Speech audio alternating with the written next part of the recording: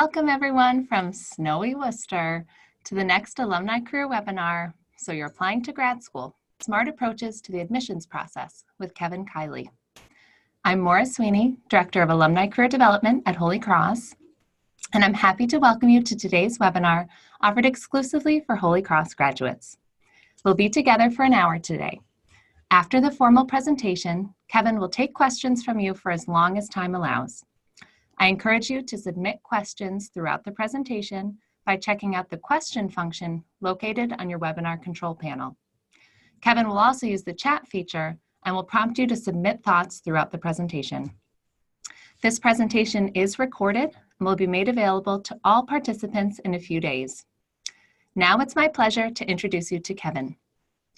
With Grad School Road Map, Kevin coaches individuals on the graduate school admissions process. Everything from preliminary research and preparing applications to interviews and choosing among offers.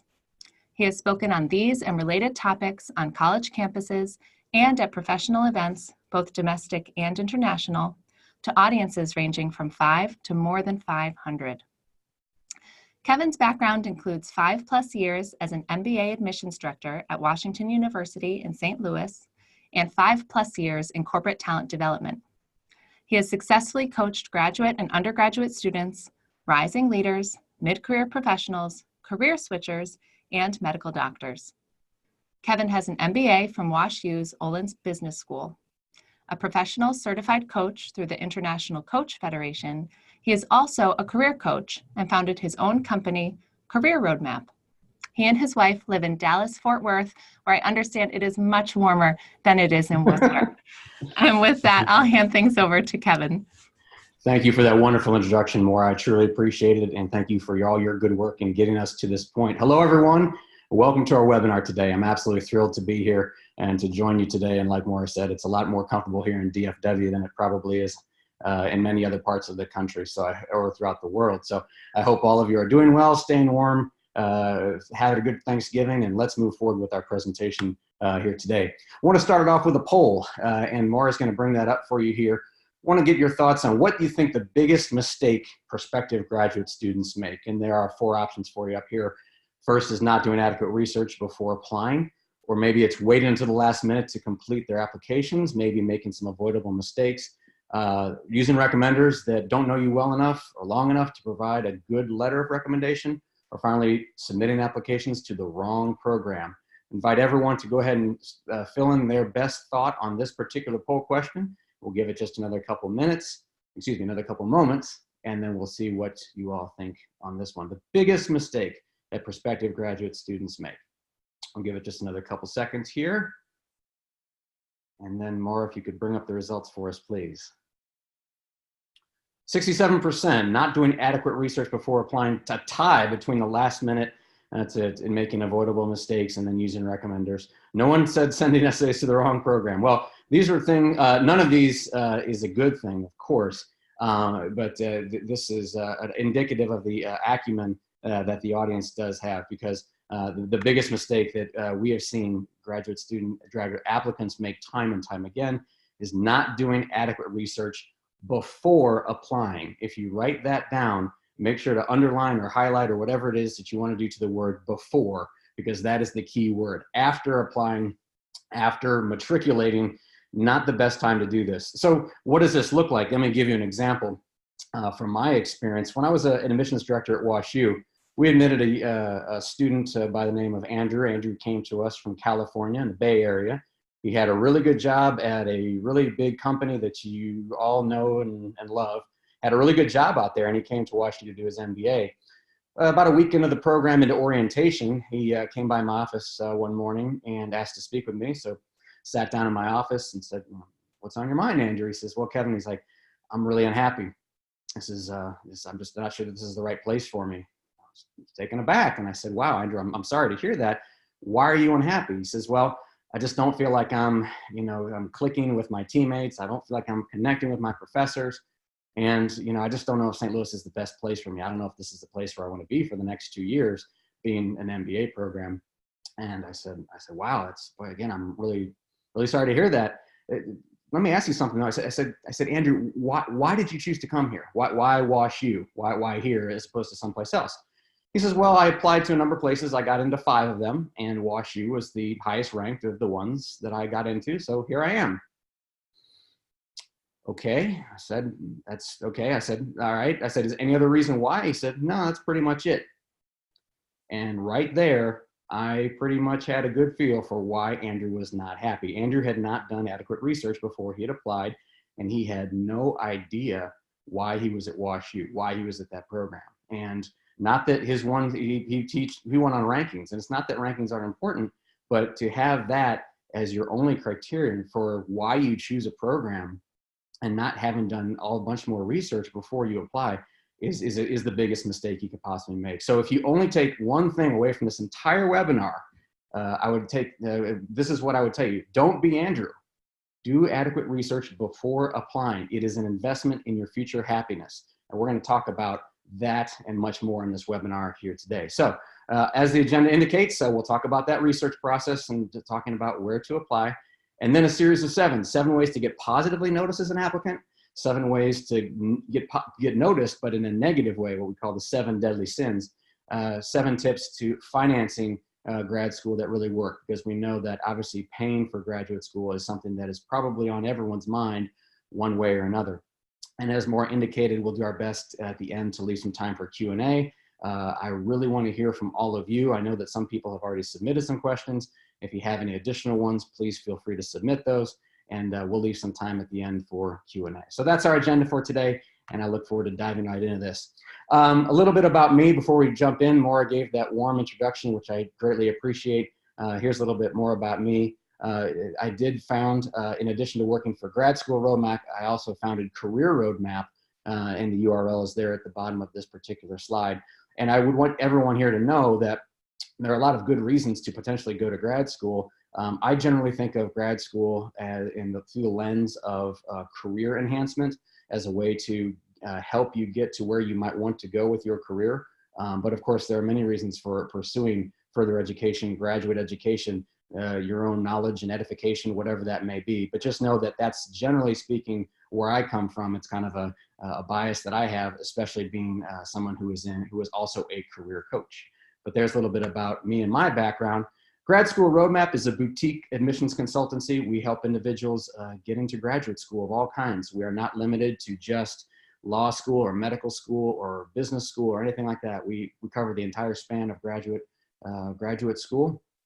Myself, it's a very small operation. It's myself and Dr. Don Martin, and he and I are both former admissions directors of top-tier programs. We speak around the country into many universities on graduate school and the graduate school admissions process, and our track record there speaks for itself. We have more than 350 successful graduate students get into certain programs with a 97% success rate, and close to $4 million scholarship funding. And actually, I think very recently that actually did top over $4 million. So our track record speaks for itself. Let's go back and do another poll. I'd like to know a little bit more about you now that you know a little bit about me. The question here is, what area of grad school are you pursuing? And if you don't know, that's totally fine. And if you're thinking of maybe a couple different things, that's fine too. But the primary area that you believe that you are going to be pursuing either now or perhaps a little bit down the road. The options are for you right here. And again, if you're not sure, that's totally fine as well. So give it just another couple of moments here, and then I'll ask Maura to please show the results.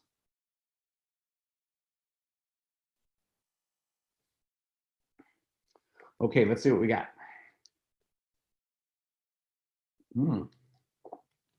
Okay, so no one's looking at medical school.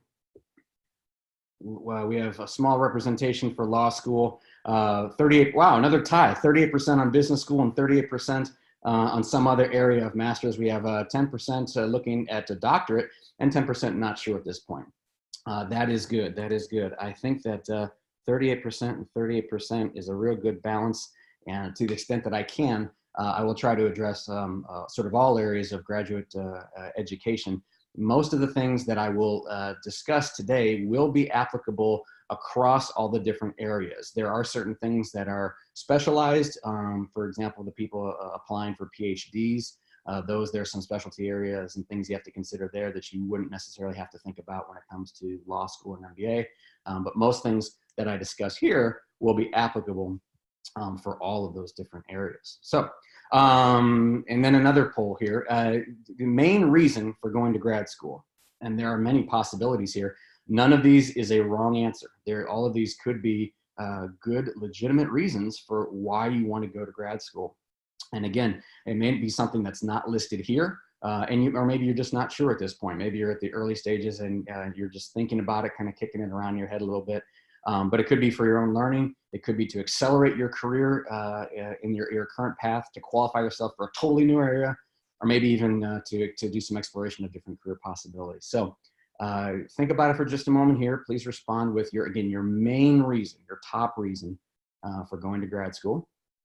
And in just a few moments here, I'll ask Maura to bring up our results once again. Okay, what do we got, Maura?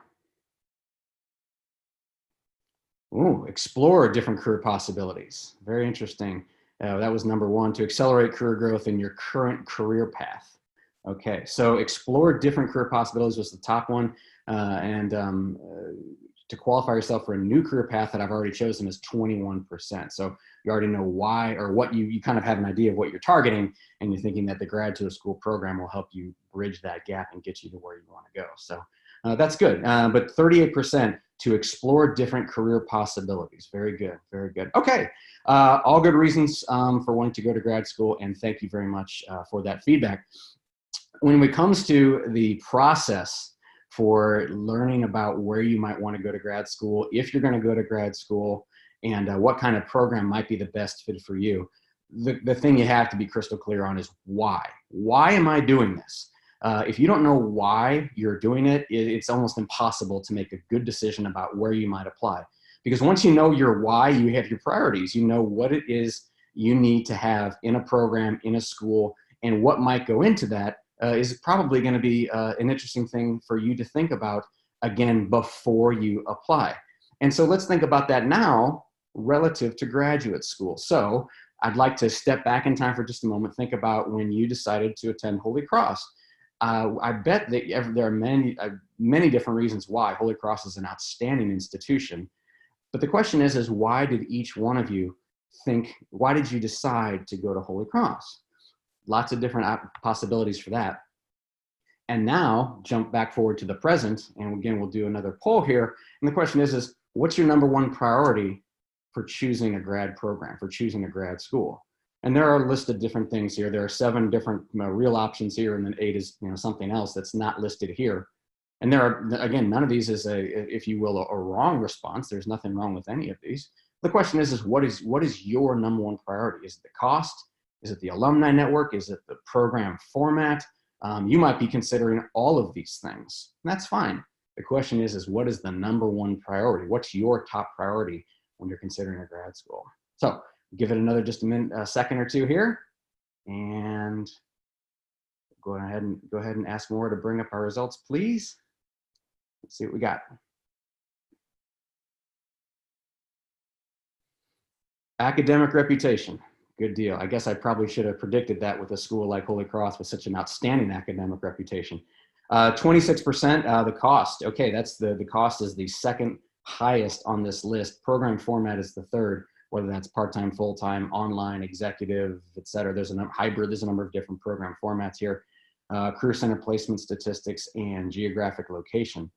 Duration, no one said duration as their top priority. That's an interesting thing. There are a lot of graduate programs right now, as they compete for the top students, are tinkering around with the duration of programs as a way to entice top students to them. I'll give you a good example of that in the MBA space, actually. For many, many years, the gold standard was a full-time MBA program, which was basically 2 academic years. Other places around the world, such as in Europe, a 1-year MBA program has been in vogue and has been something that's been in place for a long, long time.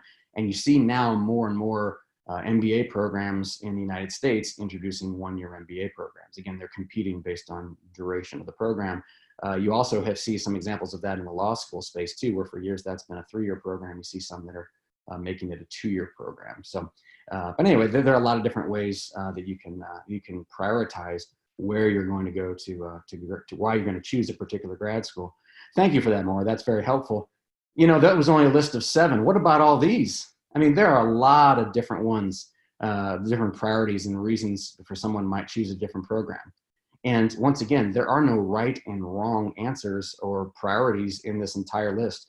And the other thing I'd want you to definitely think about is what is best for you? What is your priority is probably very different than the person who you know, is your best friend from undergraduate, or your buddy from work, or your friends who you go to happy hours with, or whatever it is. Everyone has their own priorities, and what their number 1 priority is versus down to 1, 2, 3, 4, 5, 6. And then sort of if you think about a weighted rank order, could be very different for so many different people.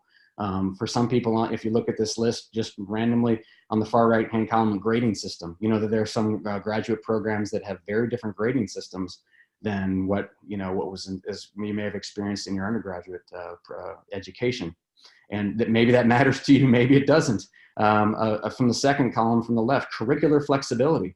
There are certain graduate programs where pretty much the entire program from start to finish, you have nothing but required courses the entire way through. You have no electives. Then you have programs that have quite a bit of curricular flexibility, and you get to choose your own adventure, if you will, and you have a ton of different options for what classes you actually choose to take. Does that matter to you? I don't know. That's a question for you, not a question for me. But these are the things that as you do your research before you apply, you need to start thinking about, and you need to decide, how important is this to me? So establishing a rank order for your top priorities. I would recommend that you come up with a list of at least 5, and preferably more like 15 of your top priorities. What's really important to you as it pertains to graduate school, and what really is going to matter? And conversely, what doesn't matter so much? Have to make sure you know these things up front. There's a bazillion different places out there where you can get this information now. The question for you, and we'll go ahead and use the chat window here. This is a free response sort of thing. If you wouldn't mind typing into the chat window on your as part of the webinar, what sources of information could you use to research each of your schools? There's a lot of different opportunities out there, and thanks to things like Google and the internet and all this information right at our fingertips, there's a lot of different places where you could. But where specifically could you look? If you use the menu on your webinar screen there, usually it could be under more, by the way. If you pull up the webinar chat, there's basically a free response things. I'm seeing some of the answers come in now, such as the school website. That is definitely one of the different things. We have one answer that says Grad Cafe. I'll go ahead and just say straight up, I'm not familiar with Grad Cafe, but I'm going to assume that that's some sort of online site that has information about various different graduate programs. There are a lot of sites like that. I don't know anything about Grad Cafe, but I bet it's a good site.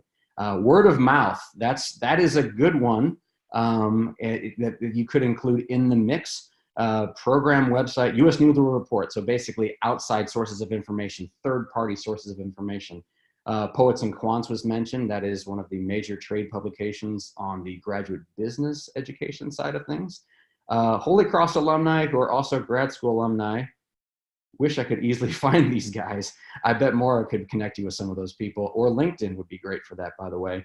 But I love that response, Stephen. Thank you very much for that, because something that's often overlooked is the people themselves. Yes, there's a ton of information out there when it comes to online resources and the printed materials that a school may have, or their website, or U.S. News Award Report, or Grad Cafe, as we learned about. But actually taking time to talk with individuals, whether they be current students or alums, huge, absolutely huge. Ask those individuals, if you had the opportunity to go through this graduate program again, would you do it again? And if yes, great, why? If no, why? Talk to people, find out that kind of thing. And yes, LinkedIn is a very helpful thing for that. So yeah, all great responses. Thank you for those very much. Current students and alumni, as Stephen mentioned, that was really good. On-campus visits. My guess is when each of you did your undergraduate college search, campus visits was a huge part of that. The graduate school experience should be no different. To the extent that you can, visit programs, visit schools, come to campus, actually walk the halls, talk to people, talk to faculty, talk to the Career Center. You find out more. The more information you have, and again, optimally you do this before you apply, and so that you have this information up front. My friend Andrew, who who ended up leaving WashU less than 2 weeks into his program and going back to California, if he had actually taken the time to actually visit campus before he actually matriculated there, something he didn't do. If he had taken the time to do that, I wonder if he could have saved himself a lot of time and heartache and having to leave a really good job and move to St. Louis if he had only done that up front. Formal admissions events is another great way to do that. Many programs will have, whether it's a part of a week or a weekend, whatever they call it, preview weekend or experience us or whatever it might be. A lot of times they have great programming during those events. And if you can take advantage of that, it's something interesting to do. You'll meet a number of other prospective students as well and get a feel for what some of their experiences have been. The thing I would tell you about those events, those formal admissions events, just keep in mind that when you attend those, more often than not, they're not sort of typical day in the life of that particular program or of that school. It's a specific event made for the admissions office. And yes, you can learn a lot, and yes, they are valuable, but don't be misled into thinking that those are sort of a typical day in the life. It's sort of it's a manufactured event. And so that yes, you can learn a lot, but also just remember that's not a normal day or weekend or whatever it might be at that particular institution. One other thing to mention is Google News. There's lots of information about programs out there. What's been going on lately? Has there been any good news? Has there been any bad news? Have they been in any publications for anything specific lately? What are they known for? That's the kind of thing that could all come up with Google News. So thank you for your responses on those. As you go through, again, talking about deciding where to apply, make sure you factor in your chances of admission for each school. Because if you go through and create a rank order of different programs and decide that these are the 6 schools that I'm going to apply to, you need to sort of temper your expectations against sort of your overall case for admission. Most of these programs are going to have information about their class profiles and what kinds of students they're looking for and how they make their admissions decisions. And I would encourage everyone to come into this experience with their eyes wide open and a set of realistic expectations. You might be the greatest thing in the world and have a great academic track record and have great work experience and have a wonderful personality and be everything that the admissions office is looking for. That could definitely be the case. But at the same time, not everyone is like that. And the admissions process is a competitive process. So you want to make sure that as you're coming up with a list of programs where you are a fit, again, based upon your why and based upon your priorities, making sure that you also are choosing programs to apply to a good broad list of schools where some you will have a good chance of getting in and some might be a little bit more of a reach. And so make sure that you're balancing out those things. Stay organized. I've seen a number of different ways people stay organized. Most common is just using an Excel spreadsheet, because as you do your research, you're going to be getting a ton of information about various different programs, and how you keep track of all of that is going to be imperative so that you can make good decisions about where to apply. And then having that information well organized will help you also when it comes time to submitting your applications.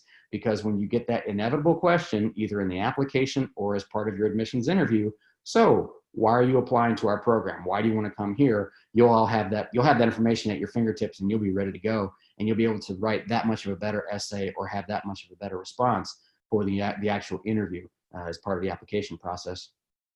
Give yourself enough time is another huge thing. Some people need a ton of time for this because they're going to have to do a ton of research, and the answer to where you're going to apply is a little more opaque. Other times, people, it's a slam dunk. They pretty much know kind of where it's going to be.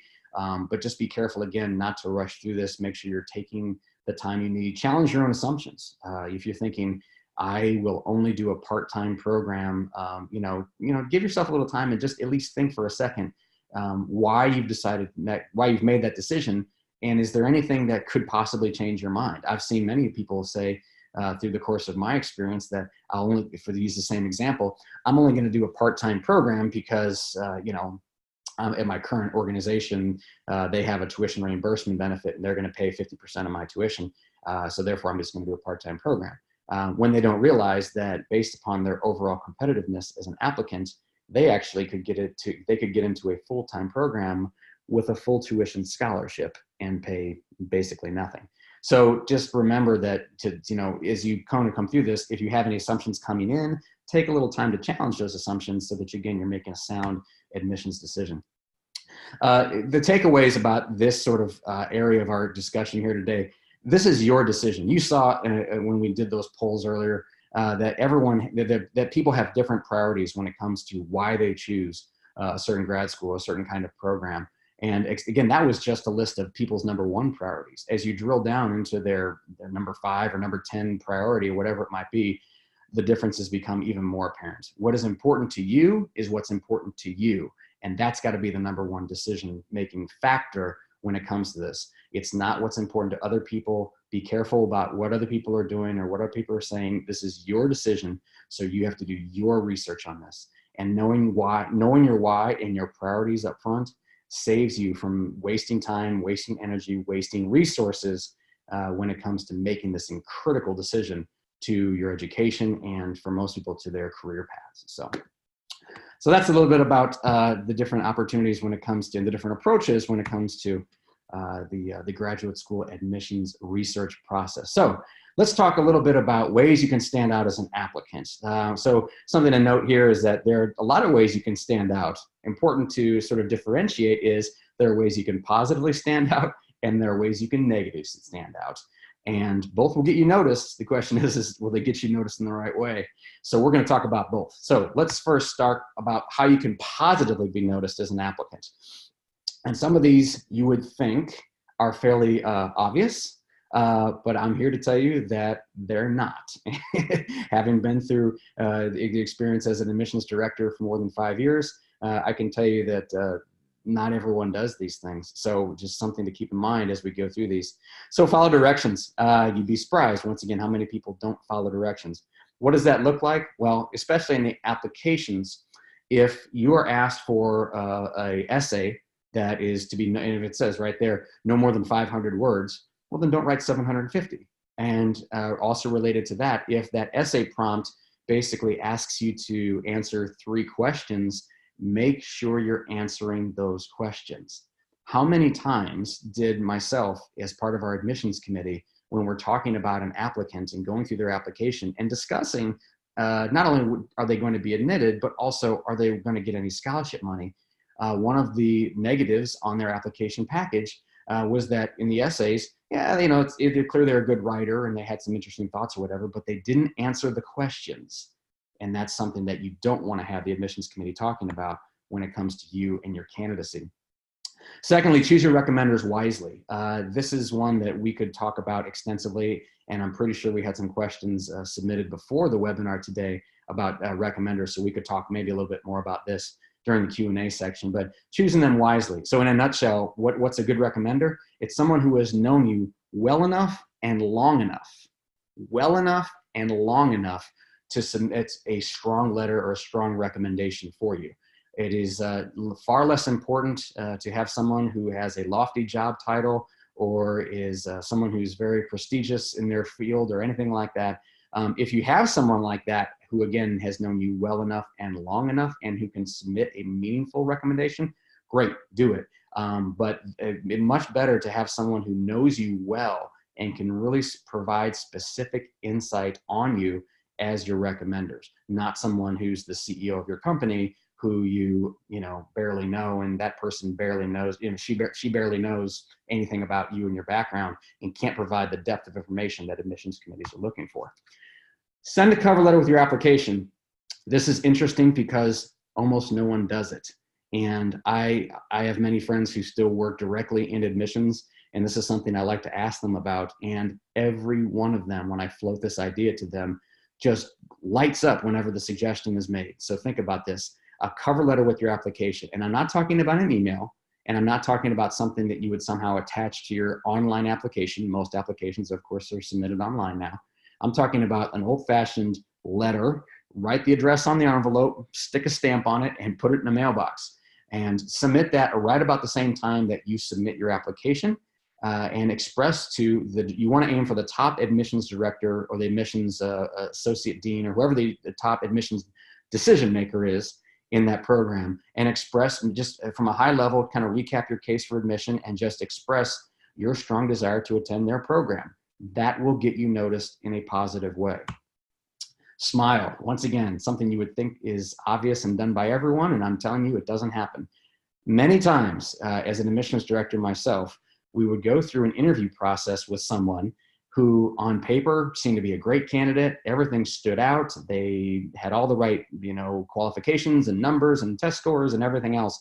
But when it came to the admissions interview, they were so sour and so serious and so not a fit for our program that they were denied. Smiling is a universal language, and most of these programs that are out there are small programs. They're fairly closed communities, and part of what they're evaluating in their candidates is basically, do we want this person around our hallways? Do we want them as part of our program for the next 1 to 4 years or whatever, how long it is? And smiling will get you places. It really will. So it may seem like a small thing, but my gosh, relax and smile. Let your personality come through. Be nice. It seems strange, but I'm telling you, you'd be surprised how many people don't do that. Somewhat related to that, keep your cool no matter what happens. Things could come up in the application process that don't necessarily go your way. For example, say you get placed on a wait list. This is something that admissions committees will do as a way that they think that you might be a viable candidate for a program, but they need to see more of the applicant pool before they can determine if you would be qualified for admission to their program. So you get placed on a wait list. If you get placed on a wait list, different programs will have different things that you can and can't do. It's a school-specific thing. But the wrong thing is to lose your cool over the whole thing and to doubt their decision or question their authority or anything like that. Find out what you might be able to do. Is there anything you can do to strengthen your application? Another example could be as if you're there for your campus interview and perhaps the admissions person has a day full of interviews, which is often the case, and they're running a little bit behind. Your admissions interview gets delayed, and the next thing you know, you don't get back there for 45 minutes until your assigned time. The wrong thing to do would be to project frustration, that your time is more important than theirs. Everyone's time is important, don't get me wrong, but keep your cool the whole time. You'd be surprised at how many how many applicants have been denied simply because when things didn't go exactly according to plan, they just couldn't handle it. They didn't have that maturity and that emotional intelligence to just be able to roll with it. So keep your cool. Let them know that you want to attend. If a program is one of your top choice programs or even your top choice program, say that. Let them know that this is my top choice. If admitted, it is highly likely that I will attend here. This is not the time to hold back or to play coy or to keep your cards close vest. This is if you want to attend there, if you really want to attend, be sure to communicate that. Don't hold back. Let them know that you want to be there. And finally, ask good questions. That's number 7 on the 7 ways to get positively noticed. What is a good question? A good question is the one that reveals to the person you're asking that you have done your research, you have done you're checking into a certain program, and that you are very familiar with its features and that you are looking for additional information. You do not want to ask questions that are readily answered by simply a quick cruise through the program website. Something that's basic of like, when is the 3rd application deadline? What is your average GRE score? What percentage of students in this program come from an international background? Those those are not good questions. Good questions are ones that you cannot readily have answered by simply looking up the information. Good in-depth questions that show that you have done your program research and that you are genuinely interested in that particular school and that program, those are good questions. So those are the 7 ways to get positively noticed as an applicant. Let's talk about the converse. Deadly sins for applicants. These are the ones you want to avoid. Rude or arrogant behavior. There are many stories out there of individuals, once again, somewhat similar to the whole thing about smiling, but people who just, again, on paper, they seem like obvious candidates, but when they're on campus for an admissions event or for their interview, it comes across that rude and arrogant behavior has come through. Remember that, again, these schools, these programs are fairly close communities, and you would be surprised at who knows who.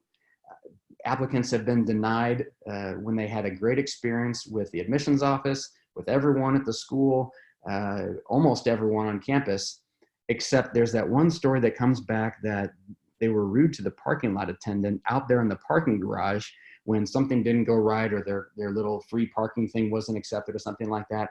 And word got back to the admissions about that. There are many, many stories like that. Rude or arrogant behavior is going to get you nowhere. So just remember that you are being evaluated at all times whenever you're in front of these individuals, whether it's on campus, through a video interview, whatever it may be.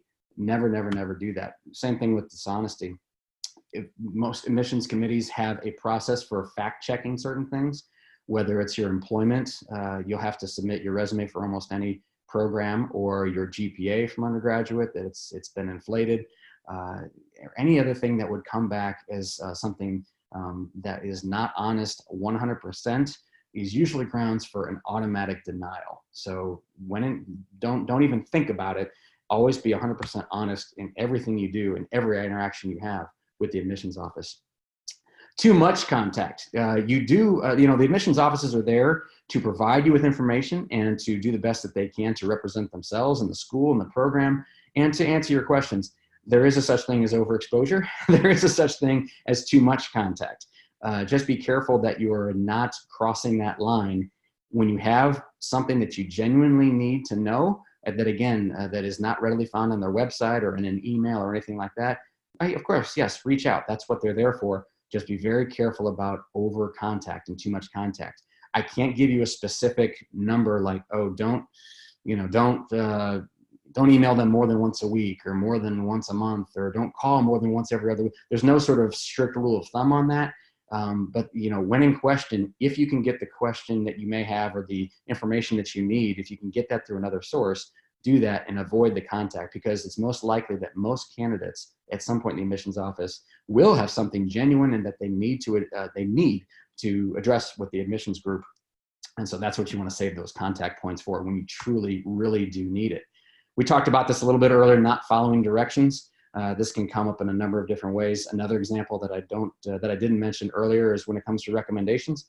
If a program asks for 3 recommenders, do not submit 6.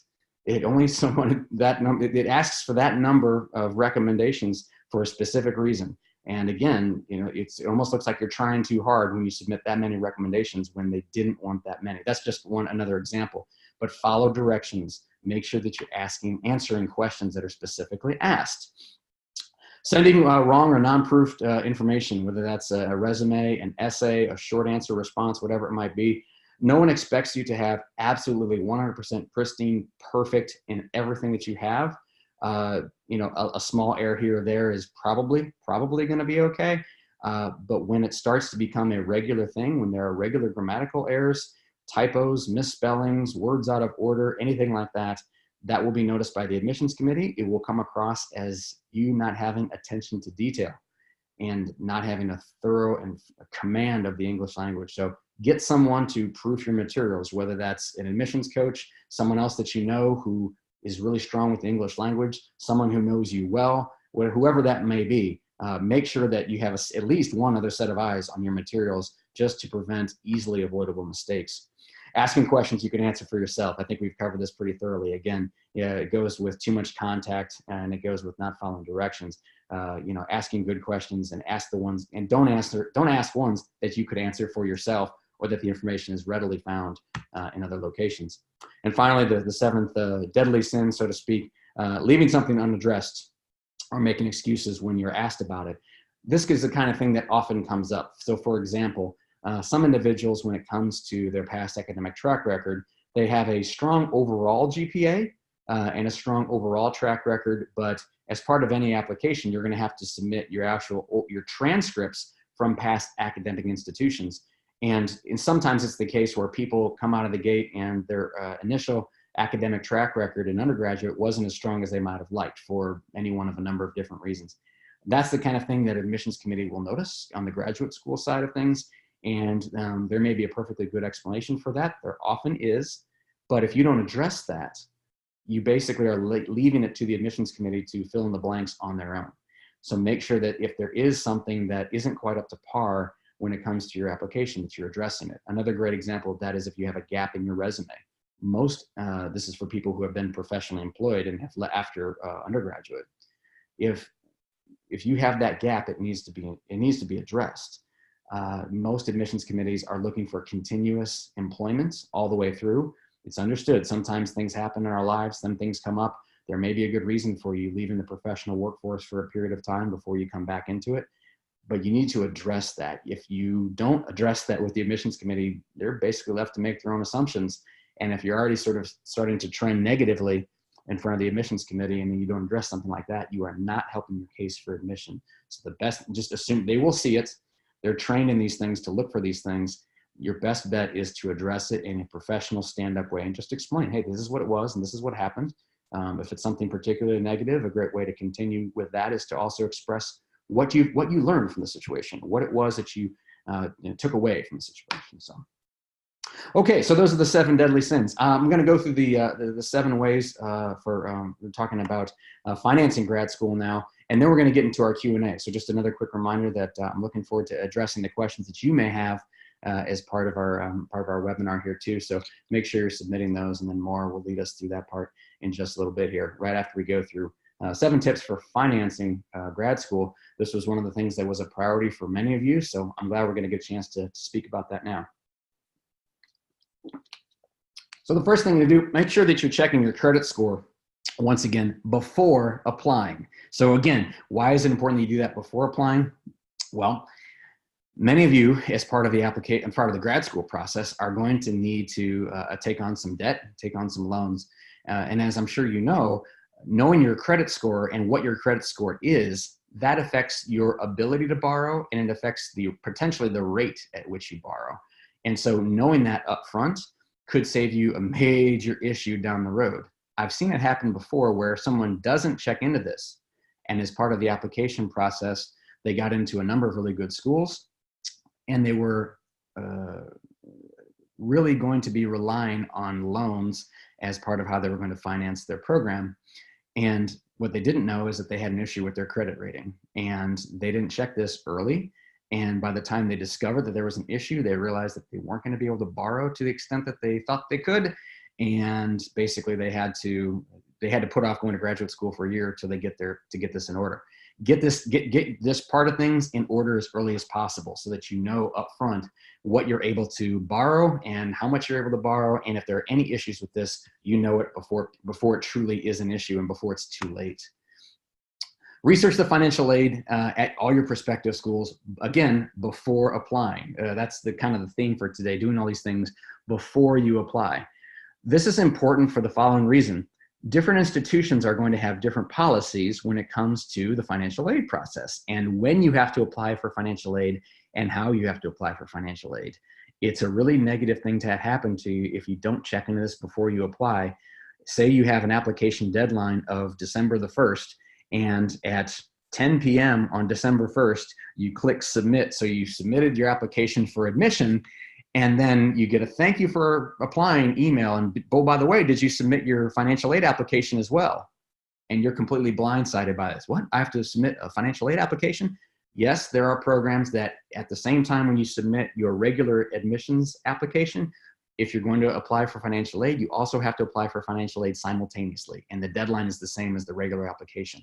Not every program does that, but there are ones that do that out there. Don't be blindsided by that. So make sure that as part of your planning, you know what the financial aid processes are, what's available at all those institutions, and when those deadlines are for financial aid. Don't be blindsided by this.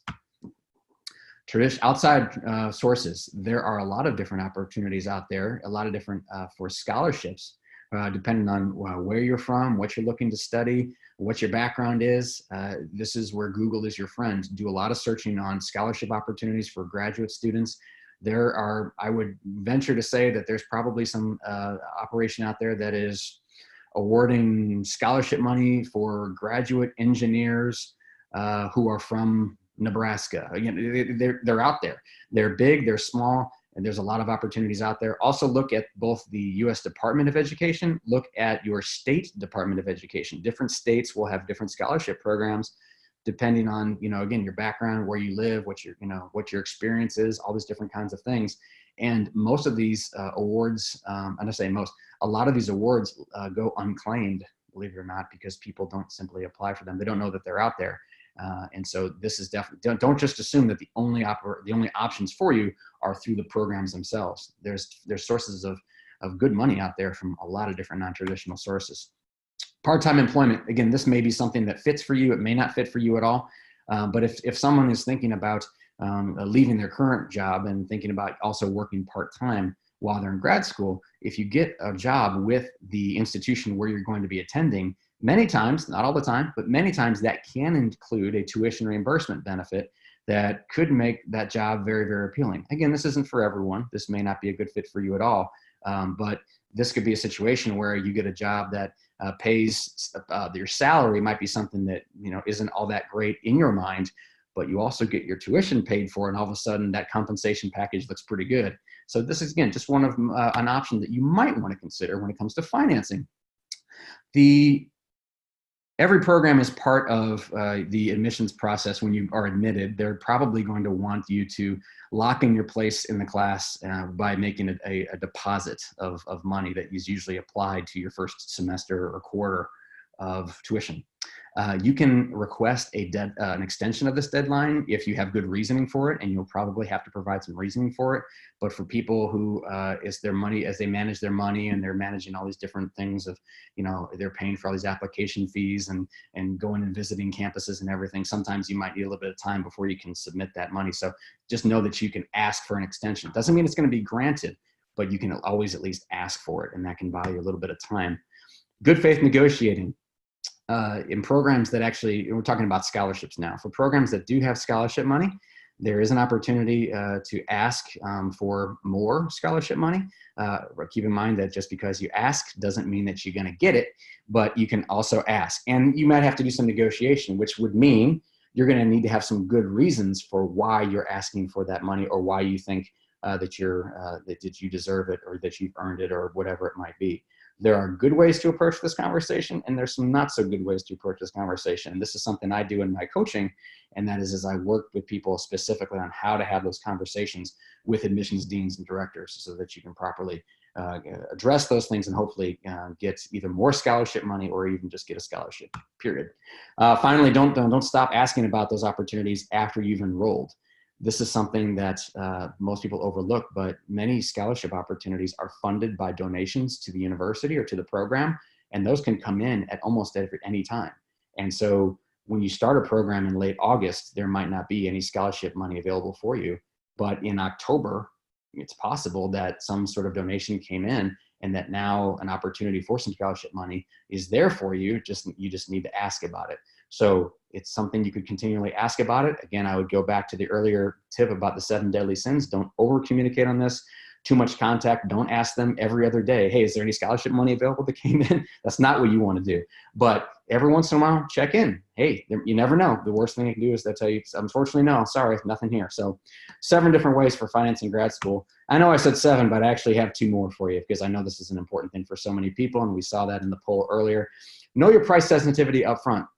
And what I mean by that is this. Let's say that you get admitted to many schools, and it comes down to your 2 options are a really, really, really, really prestigious school that is really well known and is just, an awesome school, and, and you're admitted there with no scholarship money. And the other school that you're considering it's a pretty good school, but it doesn't have the prestige anywhere near as close to the other school. It's a good school, and, you'd be okay going there and everything, but you're admitted there with a full tuition scholarship. Full tuition. So full tuition at the latter and no money at the first one I mentioned. Which one do you go to? I don't know. And again, that's a very subjective thing. Everyone has their own answer to that question, but it's something just to think about, okay? Know that sensitivity up front. That could influence where you end up applying as well. Because if you know that, maybe you target more schools like the second when it comes to your application, because you know that you're going to be targeting opportunities for scholarships. That's a big deal for you. It's one of your priorities. Finally, apply early. Most schools manage their tuition and their scholarship pools. Basically, think of it as they have all this, it's a big lump sum of money. Yes, some of it is earmarked for certain things, but generally speaking, the earlier you apply, the more money that they have in their scholarship pool to award to different candidates. So if you apply early in the process, let's just say round one, early in the process, there's a lot more scholarship funding that is available at that time, as compared to if you apply in the fourth and the final, whatever the final round deadline is, there could be almost none there, or there may be some there, but it's highly competitive. So I want to balance that out though by saying make sure that you don't rush your applications. It's much better to have a good application submitted in the third round deadline at that deadline than have just an okay one in the first round. You want to make sure that the best time to apply is when you have the best possible application ready to go. So one quick word before we get to the Q&A. This is Grad School Road Map. The founder, like I said, Dr. Don Martin, wrote this book. A lot of the information that I shared with you here today is in this book. There's also a ton of other information there. It's $20 on Amazon. I would highly recommend this book. It's got a lot of good information in it as you consider grad school. And we'll move on to the Q&A. I thank you so much for your time. I've truly enjoyed it. I'm sorry I had to move through some of these topics fairly quickly, but of course we had limited time. I do, in addition to the speaking, as I mentioned earlier, I coach individuals all over the country and all over the world when it comes to grad school. And if you're interested in learning more about that and what I do, my email address is right here on the screen. I would invite you to send me a note. I'd be happy to set up a phone call with you. That's free. And we can talk about you and your circumstances and your case for admission. Feel free to connect with me on LinkedIn. The URL is right there. I'm also really easy to find. And I thank you again for your time today. I've truly enjoyed it. And Mara, why don't we get to the questions? Fantastic. Thank you very much. I know as we're talking and preparing for this webinar, I've learned so much throughout the process about more than anything, how important it is to do your research ahead of time. So I have ingrained that tip from you, so I am listening. Good. But I have a lot of nuanced questions that came in through registration, and I see some questions coming in through the Q&A. So certainly everyone who's on the line, if anything is on your mind, make sure to type that in. The first question really spans your two roles from the career perspective and the grad school perspective. Someone asks, what is your opinion on grad school as a career change catalyst, and any advice for mid-30s applicant? Graduate, it's a phenomenal question, and it's an important one that I think everyone considers. I know that in the poll we saw earlier that many people are thinking about graduate school as something to explore different career opportunities. Graduate school, I mean, obviously it depends on what area of graduate school we're talking about. So if, for example, if someone is applying to law school, that's going to be fairly narrow in scope as far as what kind of career opportunities that might open up to someone. Compared, relatively speaking, for example, to an MBA that I know many of the people on the webinar are interested right now. An MBA opens up a lot of different career opportunities to someone. But the thing I would want everyone to know is that I say this both as someone, again, who has been an admissions director at the graduate level and has also have been a career coach for the past 10 years. A graduate degree by itself is part of a career solution, if you will, but it's very, very rarely the solution. It's part of how you develop your career. Most individuals, unless at their organization, they have a very specific career path that says, if you get this degree, you will get this promotion, or you will be moved to this level, or you will have this opportunity definitely become available to you. It's one of many different ways that someone can accelerate their career, but it's far from the only way. And of course, graduate school isn't for everyone. And so I would caution anyone from thinking that, oh, if I just, for example, go get my MBA, suddenly all my career, I won't say confusion, but all the things that that are on my mind when it comes to my career will suddenly go away. I think my experience tells me that it's part of the solution. It's not the solution. For someone who is, I think the question was over 30, most graduate programs are populated by people who are somewhere between 23 and 33 years old. However, that's not a hard and fast rule. I mean, some of the most fascinating MBA candidates that we had at WashU, for example, were in their late 40s. And for whatever reason, that was the right time for them to go and get their degree. And so when is the best time for someone to go get a graduate degree, no matter what discipline it is or what program, what kind of school, what kind of degree? It's a very subjective thing. And so you have to decide for yourself when the best time is for you and related to your career. Right. Great. Good. And I think that's probably relevant, as you say, to people of all ages too. No doubt about it. Right. Here's a question about, since you talked a little bit about the type of degree, people had some questions about MBA programs in particular, because there seems to be so many different formats and lengths. Oh yeah. Someone asked, it's kind of a two-part question that I'm going to throw it. Okay. Throw it all at you. All right. I think you can handle it. Because they're asking about, how does it change if you're interested in, say, executive versus conventional MBA, and is there value in programs that are online versus traditional? I guess, thinking about all of the different configurations of MBA programs, what are the biggest considerations for people to take into account? If you get your MBA online, is it looked at differently than getting it in person? Sure. This question is a phenomenal one. And for those interested in an MBA is definitely one you want to think about, because as you've mentioned, there are so many different formats that are out there, and each one has its pros and its cons. There is no one, best solution for everyone. And I keep coming back to it. It all gets down to your why. Yeah. So for example, let's talk about the traditional full-time MBA program. Full-time, that's been the gold standard for decades, where people leave their current full-time job and they go and they exit the workforce for 18 months to 2 years, and they go get a full-time MBA, and they come out the other side as a newly minted MBA, and they re-enter usually corporate America or something. They evolve into some sort of leadership position, and they go from there. There's a pretty proven career path when it comes to that. And the job placement numbers are what they are, and the salaries are what they are.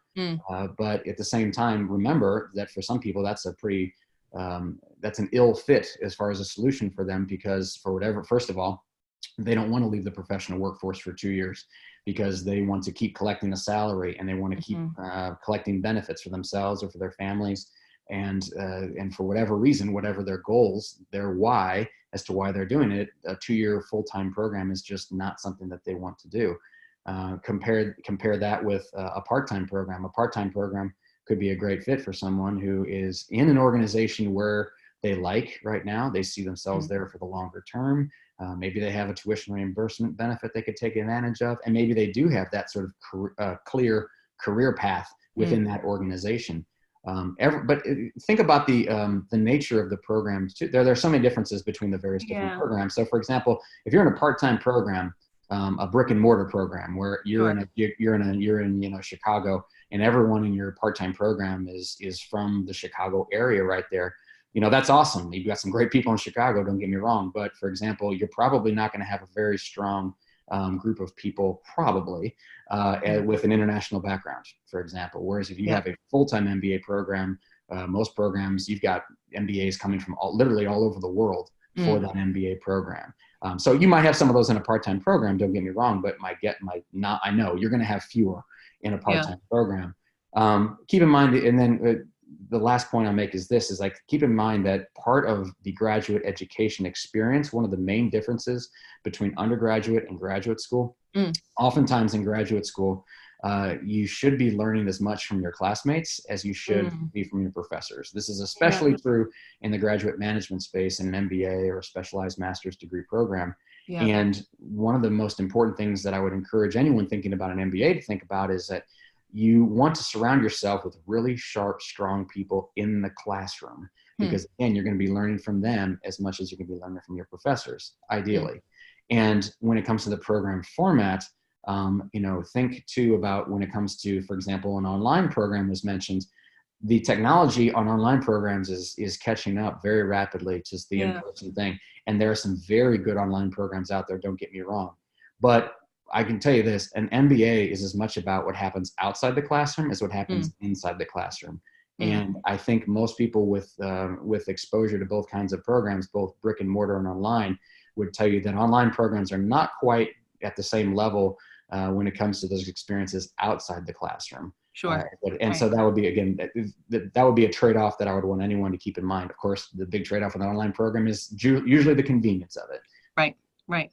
Okay, that's helpful. And a question came in as you were answering that about your thoughts on international programs, of varying degrees. Yeah. Are they not considered at the same standard or level as US-based programs, or does it really depend on the subject? Like I know with some medical programs, there are some big differences there. Absolutely, yeah. And again, it really depends on the program. For example, with business and law, you're going to find a lot of really strong programs in Europe. But again, if you go to law school in Europe, you have to keep in mind if your intent is to practice law in the United States, that could be a bit of a problem. Right. Well, not a problem, but you'd face additional hurdles as far as getting qualified to practice law in the United States. Right. The same thing could be said for medical education. If you've got your training overseas, how that might be viewed when it comes time to apply for residency, which is the next step for a medical student after they finish their MD or DO. And so it's very subjective to the certain things. I think it gets back to why exactly one is doing this and what's the end goal. If someone is interested in practicing business in Europe, well, a European-based MBA program could be a natural fit for them. Right. I can also tell you this, and that is there are a lot of reasons why, but there are a lot of U.S. graduate programs that have seen application numbers dip more recently in their representation from international students. There are a lot of people who have hypothesized why that is. And I'm not going to get into a political discussion, of course, here, but the fact is that a lot of schools, a lot of graduate programs outside the United States, whether that be in Europe or Canada or wherever, have made tremendous inroads and have taken advantage of this situation and are have become even more robust. And so again, I think it all comes down to that why are you doing this, and what is the most direct line to whatever the outcome that you're seeking? What is the most direct line to that? Well, and here's a question for you about GPA, and I know this is very unique to Holy Cross because it has to do with studying abroad. And so I think probably touching upon the point you made about transcripts and about always being honest in your applications. The person asks about GPA requirements for some programs. So Holy Cross has a homegrown study abroad program, and they do not, if you study abroad for a semester or for a year, your grades are listed on your transcript, but they're not calculated in your final Holy Cross GPA because they weren't taken at Holy Cross. So if you did a year abroad during undergrad and it wasn't counted in your cumulative, will the admissions committee recalculate your GPA, or how do you handle that? It'll be, so 98% of programs, when it comes to your undergraduate GPA, will only calculate that or only look at that from the degree granting institution. Gotcha. And so for individuals, for example, if they were at one institution for 2 years and then they transferred into Holy Cross or something, the admissions committee would need to see the grades and whatnot from that first school. But as far as the GPA goes, they're only going to look at the ones that are calculated there. My guess is that most admissions committees are savvy to this, and Holy Cross being such an outstanding institution, they probably will have seen this before and know how to look at that. I'd want to also point out, by the way, that when it comes to admissions criteria, the metric of a GPA is an interesting number, and it's one that is paid attention to. But it's also something that is also doesn't take into account the quality of the institution. And so if, just think about it again, I'll ask a rhetorical question.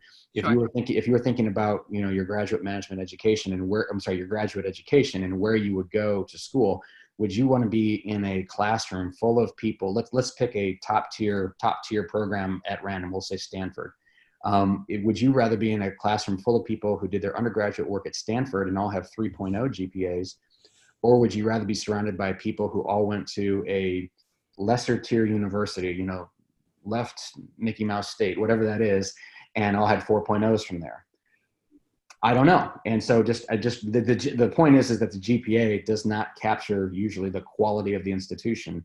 And, right. And admissions committees know this, and they generally factor that into. They say, well, this person only has a whatever, but look at the school they went to, you know. And so right. they really do look at that. And Holy Cross has a pretty good track record for that.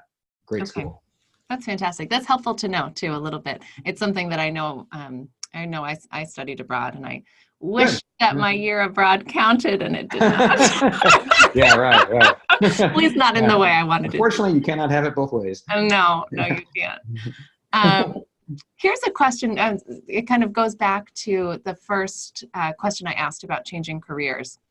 And so someone says, when you want to change careers through graduate school, what do you suggest to use for recommenders? For example, you don't have someone who can speak to your skill in the area you want to go into. Mm-hmm. You only have someone who can speak to the area you come from. That might be very different. Yeah, that's a tough one. And I think that, if you've been in finance for the past 5 years and now you want to transition to marketing, right. It's probably the case that you don't have someone in marketing who can speak to your, ability in marketing. So what do you have? You have professional references or personal references, whatever it may be, who can speak to your overall effectiveness as a student, how dedicated you are to your academics, your leadership potential, and all the things that different programs are necessarily looking for, whatever that may be. If you're applying for a PhD program, you'd be wanting that person to talk about your potential as a researcher and the research that you've done, and your potential as an academic and that sort of thing. It really just depends on that particular program. It's understood, especially for career switchers, that you probably aren't going to have someone directly in that area. Right. But I would encourage those individuals to talk about what, the things that you do know about, that they do know about you, and trust that those transferable skills and those transferable qualities will carry over into whatever you might do. A special point about recommenders, by the way, is once again, follow directions. Every program is going to be unique. Some will ask you for 2 or 3 or 4, or whatever it is, recommenders, and they may specifically indicate where they prefer those recommenders come from, whether they be professional references or personal. They might say 2 professional and 1 personal, whatever it might be, or 2 professional and 1 academic, whatever it is, that's what you want to follow. It is widely, and they need, and by the way, they need to complete the recommendations. They need to write the letters. It needs to be 100% their work. I hear about it regularly that someone's recommender is willing to help out, but what they want the applicant to do is to basically write the letter themselves and then send it to the recommender. And if they agree with everything, they'll sign their name to it, and then there you go. That falls under that dishonesty thing. That is, if an admissions committee finds out that happened, you will be denied. I don't know how. That's about as clear as I can, as blunt as I can put it. Don't do that. What you can do, especially in the case if you haven't had much contact with this person who's going to be submitting a recommendation for you, you can prepare them within reason for what you want to be doing next. Have a phone conversation with them. If they're in the same location as you are, take them to lunch, take them to coffee, whatever it is. Sit down, share your resume with them, share a draft of your essay or your statement of purpose with them.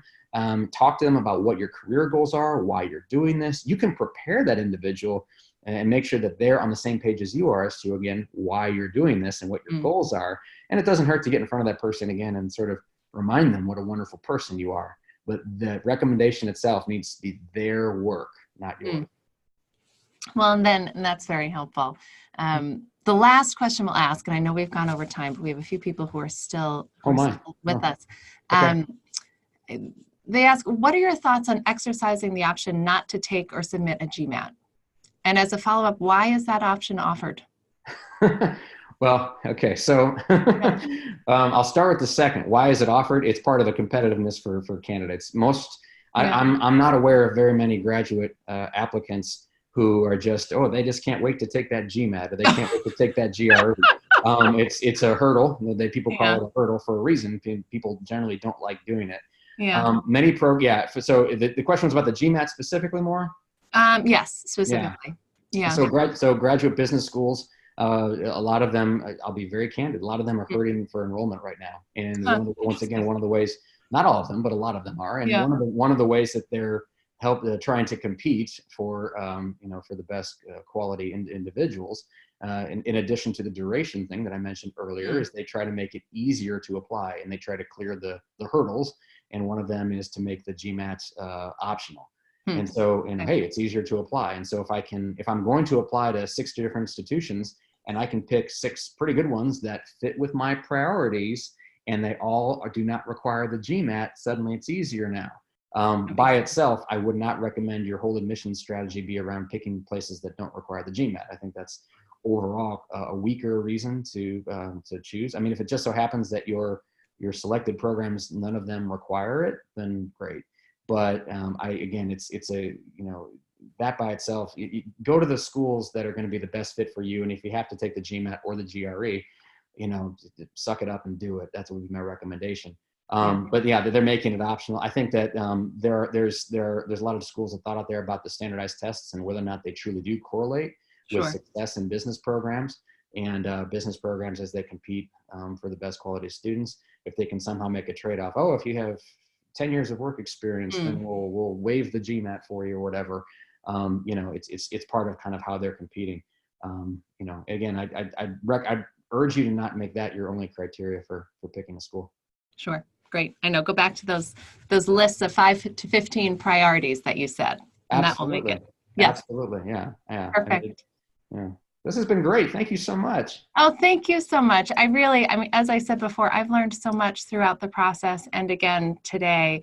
And I know just seeing everyone who's stuck around with us even after the hour mark, I can tell that it's really made a difference. Wonderful. So thank you very much for everyone who's here with us. Kevin's contact information is on the screen. As he mentioned, he's happy to field questions directly. You can email me directly in the alumni office. I'm just at msweeney@holycross.edu if you have any questions. Thank you very much for joining us.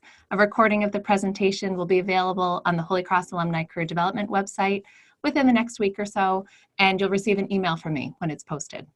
You'll also receive a short email survey about the webinar, and I encourage you to submit your thoughts. It's how we make these webinars better and more relevant to you. And if you have any follow-up questions, again, you can contact me in the alumni office. Thank you for joining us, and I hope everyone has a wonderful afternoon. Great. Thank you, Maura. Thanks, everyone. Thank you.